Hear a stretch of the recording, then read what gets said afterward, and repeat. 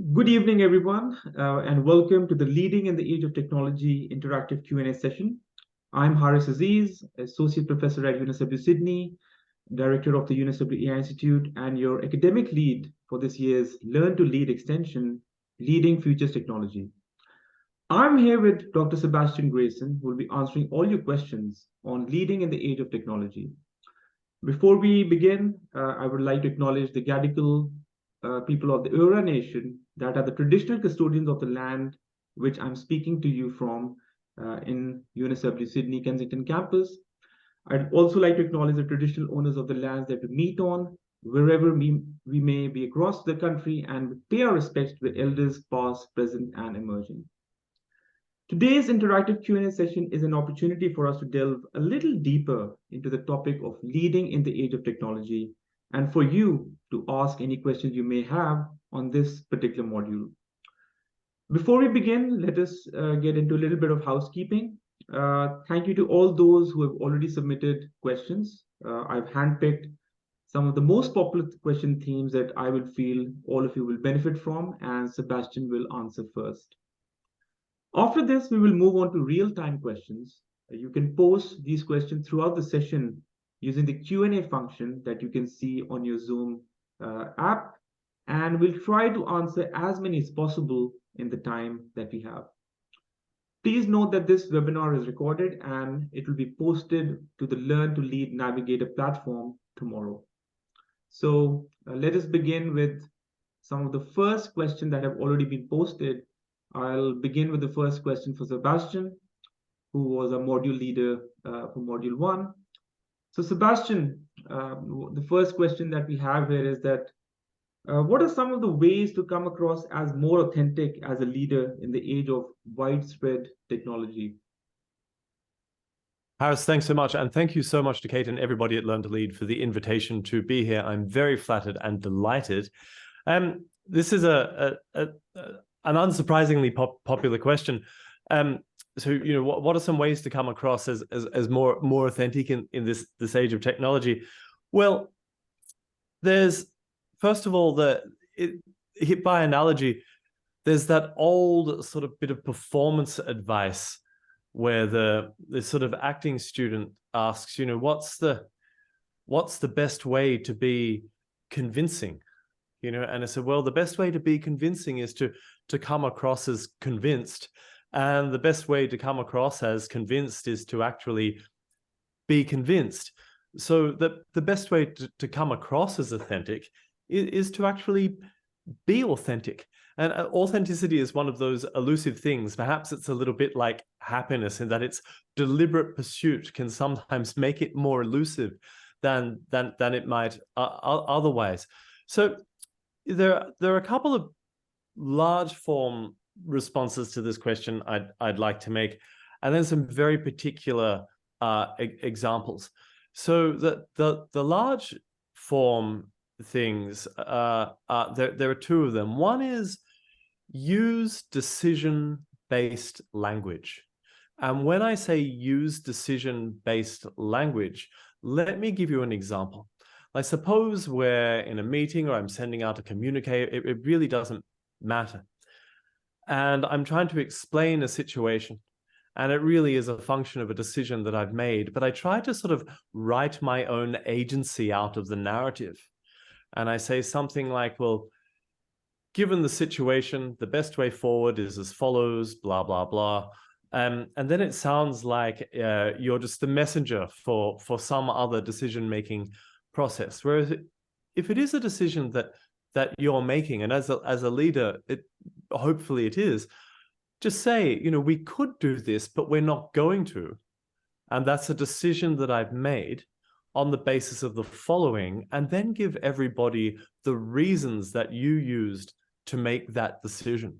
There's nothing more, I think, or authority building than our laying bare the reasons that we have for the decisions that we're making or the actions that we're taking to those who are affected by the decisions.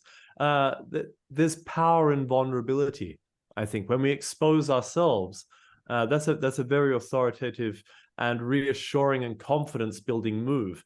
If your team or your people or your group or whoever it is that you're leading see you putting yourself on the line immediately, that builds trust, and trust is something that is built very slowly over time. So that's the first thing. Really use decision-based language, and decision-based language is the opposite of sort of standardized committee-based language. There's an agent behind decision-based language, and if you're the leader, that agent, should be you or me or the person who is actually making the decisions.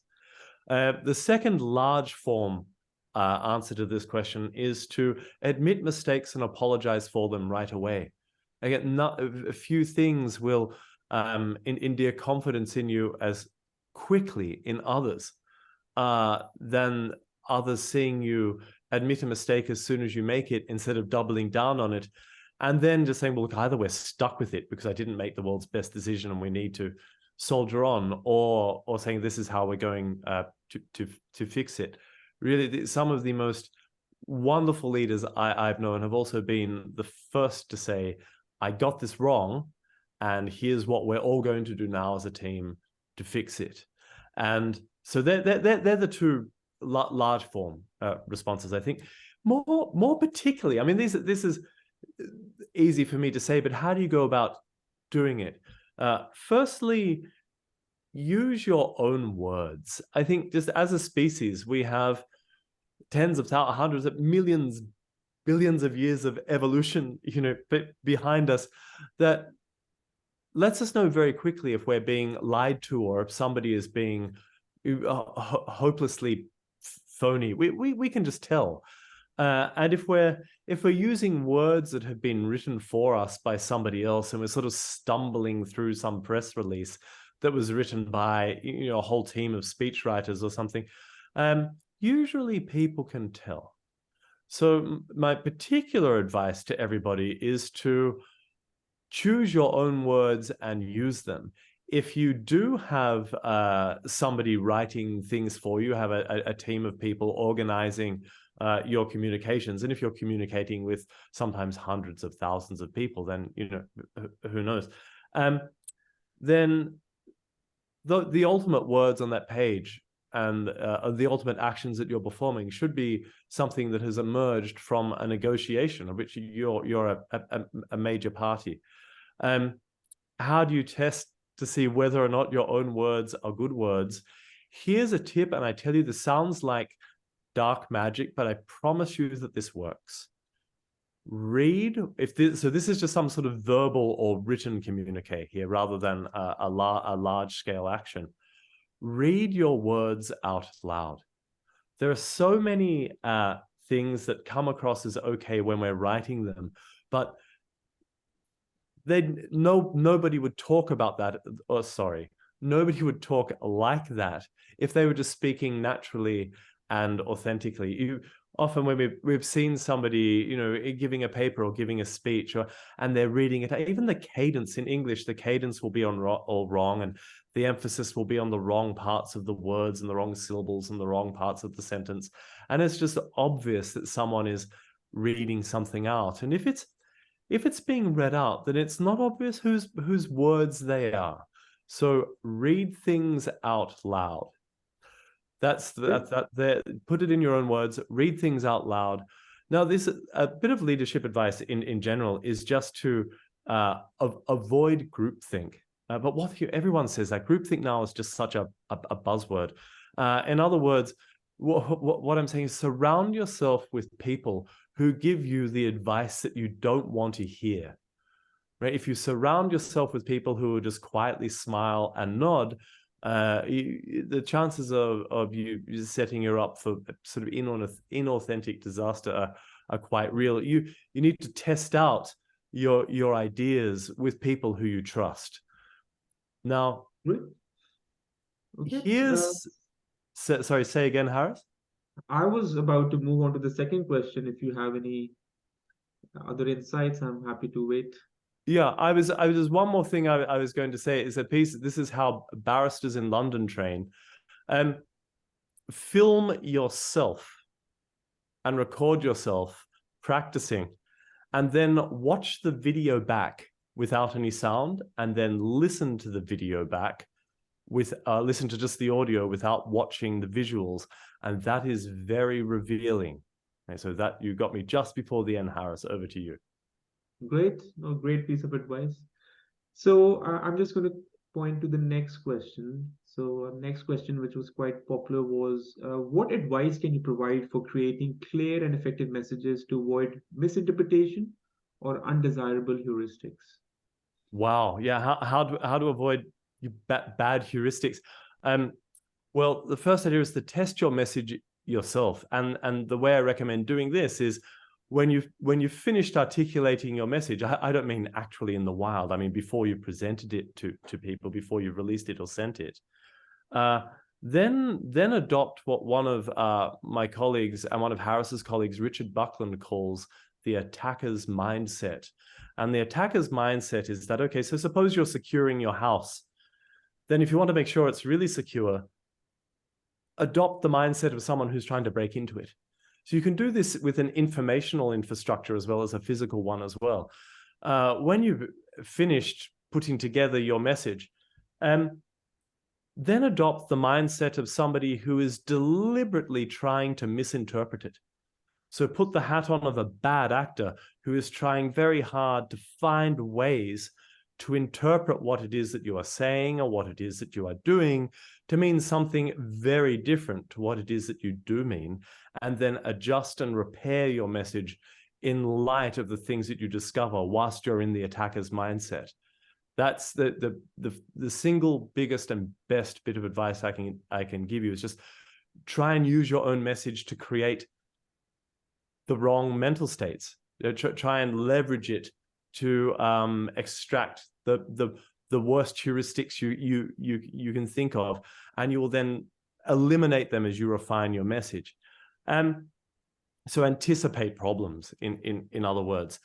In general, on the assumption that we're all doing this in English, different languages have different advantages and different disadvantages. English does not like long sentences.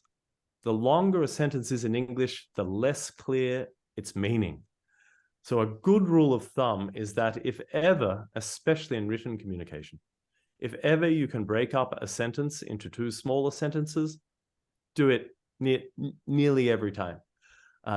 Also, don't just give people the output of your reasons, but give them the reasons themselves. If you only give them the output, remember how beliefs work, how beliefs are causal, how fast heuristics are to activate. People will invent their own reasons to explain the messages that you're giving if you don't provide them with yours. And not out of maliciousness, but just out of the very basic human desire to want to have explanations for things. So provide your explanations first to avoid misinterpretations. Tell your people, the people closest to you, directly, and tell them first. Tell them before any communications team or marketing team you have tells the press. This is one of the most important pieces of advice I can ever give you. Do not let your team find out what is going to happen to them through the media, ever. Right? That's 101. I think we've probably all been there, where we've read in the morning news something that pertains to our own workplace or something. There's a terrible situation for your team to be in. And to improve, goodness, just after you've done this, after every time you do something in public or to your whole team, or every time you're presenting an important message or executing or performing an important action as a leader, ask people, good people, people whose instincts you trust. Ask them for advice. Ask them for one or two things that they think that you could have done better. And make sure you tell them you don't want praise. You're not looking for things that they think you did well. You're only looking for things that they think you didn't do quite as well as you could have. And you will improve at warp speed. I can promise you this. Speaking of heuristics, which are getting quite a lot of coverage, there's another question on heuristics, which is, can you provide more examples of heuristics that can be automated and their implications in leadership as well as decision making? Yeah, absolutely. Don't overthink heuristics. It's a very technical sounding word. All a heuristic is a shortcut to a mental state, where mental states are things like attitudes, psychological attitudes we have, like beliefs or desires or hopes or perceptions or knowledge or understandings or things like this. Remember, that's the definition. Now, any gap that you leave in your message will cause the receiver to execute a heuristic. This isn't by volition. This isn't something that the receiver decides to do. It's just something that we all do. We are causally primed to generate explanations for the events that we perceive. Now, when we're doing things at scale, the ability for all of us to trigger heuristics across a great number of people is amplified. When messages and actions are repeated by second, third, and fourth parties, the likelihood of those heuristics slowly but surely moving off target are also very real. So you do need to stay on top of things. So I'm repeating something I've said here before. If you can avoid it, just don't let anybody else send a message out under your name, whatever you do. Remember, different people have, in different organizations, will have different motivations. Some people will be trying to get as many people to do the right thing as possible. Other people will be trying to stop litigation at all cost. And these desires, sometimes they bat heads, sometimes they're not always in alignment. But as the leader, you need to make the decision as to how it is that you might give priority to one over the other. So an automated heuristic is going to be anything that is repeated as a function of your decision or actions when you're not in the room. It's no longer face to face. So in this sense, most heuristics are automated because we're not always just speaking to one other person in the room. We're not there able to correct false beliefs as they arise. So my favorite example, there are two examples here. One I mentioned in the recorded lecture, and it was recommending during COVID that people stock up on things like loo paper. And wow, I bet you they're ruining the day. Whoever sent that message out is wishing that they'd been a little bit more nuanced, because the belief state that it caused in a not insignificant number of people was, oh my gosh, if I don't buy all of the loo paper I can find now, there will never be any more.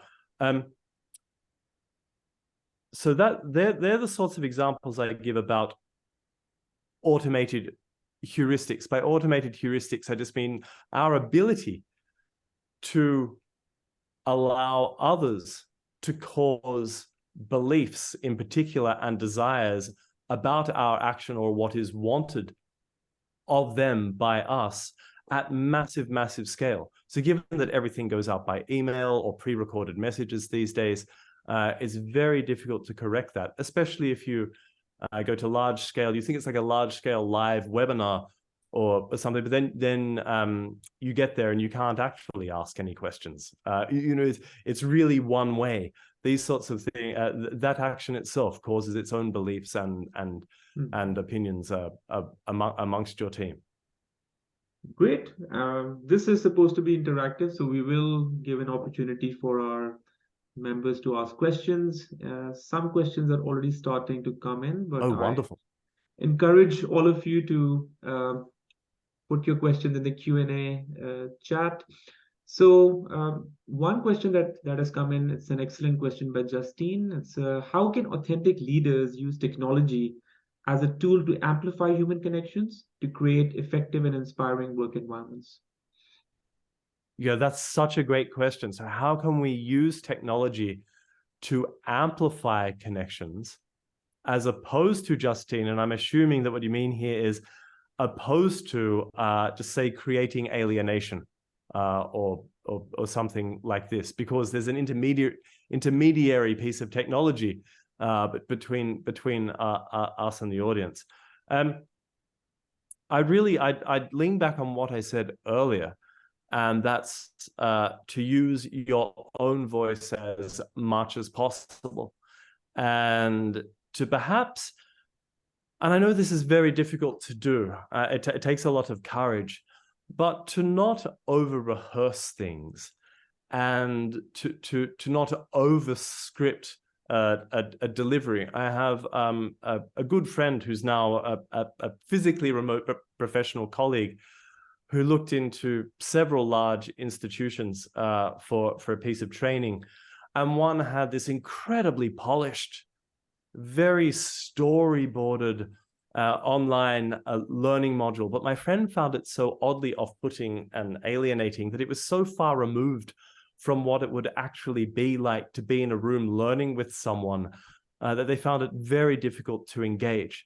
Then they looked at another institution who was providing learning content around the very same thing that was perhaps slightly more homespun and had the sorts of little errors and recaps and backtracks in it that you would have if you were actually in a room with somebody and in a real learning relationship with them. So one thing that technology allows us to do is to polish things within an inch of their lives.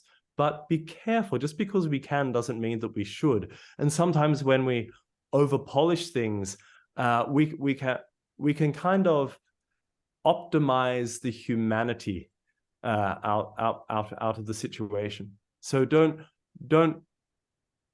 hesitate to expose yourself as a leader ever so slightly. I love the fact that you almost had a missed call during your recorded lecture, Sebastian, in one of your lectures. Yeah. I think there was at one point I had to backtrack, and in my head I was thinking, will I go back and edit this out? And I don't think I did. No, Yeah, that was very natural and nice. There's another question coming in from Justine, but before that, Tim has a question. Tim Owen. Tim asks, do you have any go-to examples of great and terrible leadership? And the second part of the question is, any tips on succession planning? Okay, wow, these are both fantastic questions, Tim. Thank you so much. So examples of great and terrible leadership. Yes. Now, I'm not going to say who they were and where this was, but I'll just give the individual examples. I'll go with the great leadership first. This is somebody who is running an institution and very much in charge of it that is semi-global in reach and employs tens of thousands of people and has affected many generations of people all around the world. And they are absolutely the head of that institution. And and obviously they're very busy, right? Barely a week goes by when one does not see this person walking around the grounds of the institution on their own, no minders, no advisors or anything, going out of their way to just introduce themselves to the most random variable members of the organization. Now, everyone sees them do that, and the mere fact that they're just known for doing this, again, that vulnerability that displays betrays so much confidence and authenticity and power, right? So that's my example of a good leader goes over the top first and goes down with the ship, and a good leader eats last. Everybody else comes first. Bad leadership, I think I've seen a lot. I think probably the worst type of bad leadership I've seen is when somebody or a team of people at some point have made a very bad decision in the past. And it could be procurement, it could be anything. And everybody knows it's a terrible decision. I mean, even when no one's watching, I think that they admit that it's a bad decision. But instead of just saying this, whole teams of people are hired and to continue the messaging that actually this has been a fantastic decision. And whenever I'm in a room or have been in a room with these people whose job it is to say, oh no, actually this thing we all have to use or something is actually the best thing for the job. It's like, I feel like I'm on the set of a hostage video or something. I mean, it's just so tragic and sad because they look so nervous and you can see their hairs going gray whilst they say it, and they should never have been put in that sort of situation. In other words, bad leadership, this is where you're sort of paying other people to lie for you. Once you're doing that, and you'll have a way of performing mental gymnastics we all do to justify it for ourselves, like it's all about the greater good. It never is. No, it's just about saving face. So instead of saving face and saving honor, we should think about saving integrity. And they're two very different things. Integrity is something that can only be given by others. And wow, saving honor, integrity. Yeah. Love that word. Now, as for succession, I'll get in early. I know this is so hard to do. Getting a good team together, it can take the better part of a decade. And when it finally gets there, you just think, I'm not going through this again. I'm not changing anything. But you've got to, because that team will sort of age with you and move on with you. And then if everybody sort of leaves or moves on at the same time, I was like, oh my gosh, what are we doing? As soon as we're in a fantastic position, and I'm a prime offender here, I got told off today for not doing this, and rightly so. As soon as you're in charge of something and responsible and leading it, one of the first things we should all be thinking is, to whom can I hand this over as quickly as possible? Not because you want to hand it over as quickly as possible, because also things can just happen. And other part of being a responsible leader is that there are other people who can perform your role. Leadership is a service we provide. It's not a fiefdom over which we rule. So fantastic questions, Tim. Thank you. Great question.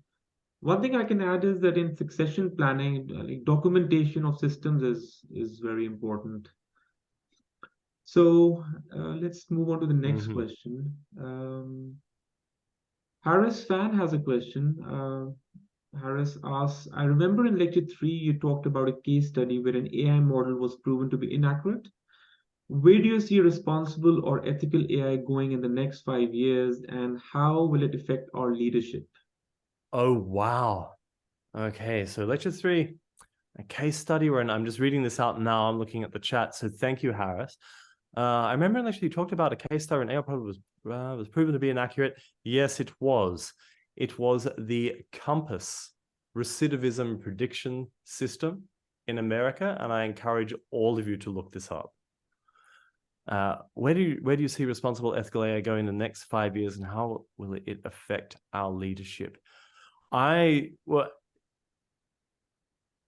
see it going in two very different directions at once, and there being a gulf between the two.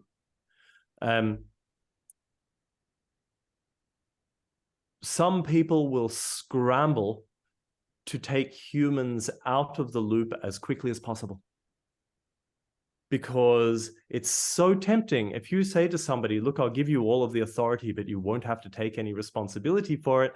That's how to create monsters overnight. It's how to plant your monster, sprinkle it as the sun goes down. And in the morning, you'll have a dumpster fire.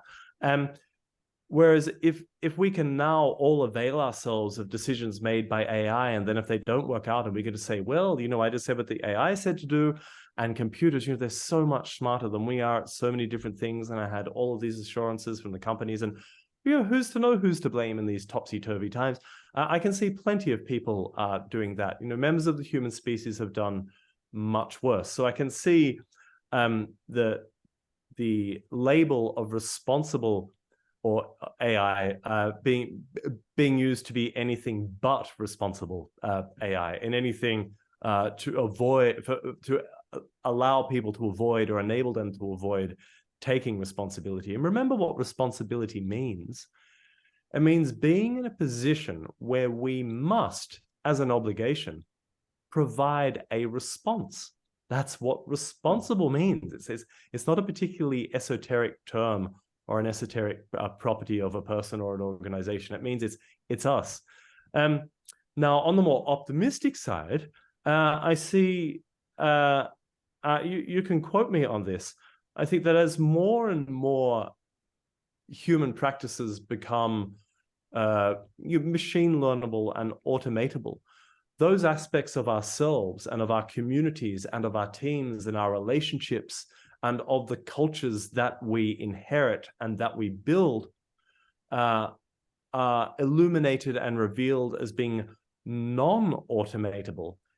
It will, that state of affairs is going to revalue these particular properties. In other words, we're going to see a revaluation of some of the things that we've been discussing right here this evening, in particular, authenticity.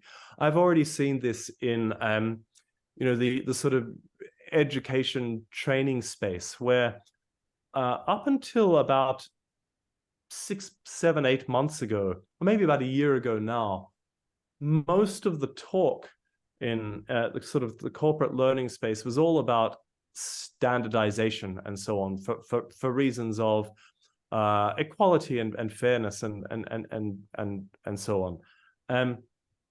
And you really didn't want experiences to be too different in space A as opposed to space B. Everything needed to be standardized. There was very much a service delivery model was the mindset that was being used by a lot of people to theorize about education. But now that with generative AI, standardization can just simply be automated. Now that narrative has shifted very quickly to authentic education and authentic teaching and authentic assessment and so on. And I'm not being cynical here. I just think that as soon as something doesn't need a human in the loop in order to be achieved, then we tend to have not a great deal of interest as a species with producing it. You just think of what happened with fast food. Like fast food originally was fantastic because it was fast. It doesn't matter where you are, your Big Mac is going to taste just like your Big Mac somewhere else. And that's fantastic. You can standardize expectations. But after a little while now, we do like, a lot of people do like food that's a little bit different depending on who's making it, because that's how authentic relationships and so on are made. So they're the two directions in which I think things will go. I'll use food as my evidence here. So thank you. Regarding your last comment, Justine also had a question and a comment. It's on, with AI providing fast and efficient operating processes, it seems leaders have a greater responsibility to develop and demonstrate human skills such as empathy, courage, and self-awareness. Is this the end of ego-driven leaders? Justine, I wish it was the end of ego-driven leaders. I like to think it's, and I hope it's an opportunity for good leadership. Nothing that I've said about leadership tonight is particularly new. I think the opportunity for all of us is that the rise of machine learning and artificial intelligence, especially generative artificial intelligence, can almost optimize some of the bad leaders out of a job. So if we can optimize bad performers out of a space and replace them or enable the rise of people who have non-automatable properties at the forefront of their personalities and of their desires and goals, I think that's a good thing for all of us. So thank you. So related to this question on examples of problems where ethical or responsible AI is important, Tom gives a nice example on robo-debt. That was an excellent example of how things can go terribly bad if you don't take responsibility. Just want to mention here that at UNSW AI Institute as well, we care deeply about ethical and responsible AI. So we often have both technical sessions on this issue and also very society facing, public facing events, panel discussions on this topic. All right, so there's one other question. That question is from Hugh. Hugh's question is that do you have an example of an organization with great leadership? I don't know if you want to take names, but the second part of the question is how do they stand out from others? Does culture have any weight in this? So does what have any weight in it? Sorry? Culture. Culture. Yeah. Absolutely. Culture does.